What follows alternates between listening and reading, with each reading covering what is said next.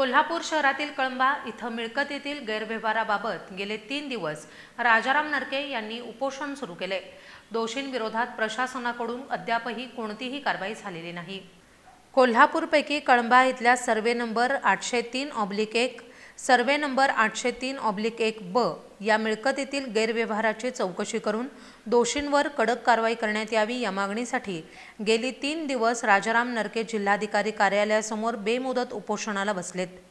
गेली 9 वर्षे survey number 803/1 survey number 803/1 ब मध्ये संशयास्पद गैरव्यवहार झाला असून यासंबंधी तहसीलदार करवीर कोल्हापूर महानगरपालिका भूमी अभिलेख करवीर सहाय्यक दुय्यम निबंधक वर्ग 2 या अधिकाऱ्यांची चौकशी करून कडक कारवाई करण्यात यावी असं राजाराम नरके म्हणाले।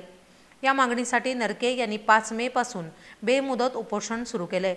गेले 3 दिवस कोणत्याही अधिकाऱ्यांनी चौकशी केली नाही असं उपोषणकर्ते राजाराम नरके यांनी बोलताना सांगितलं।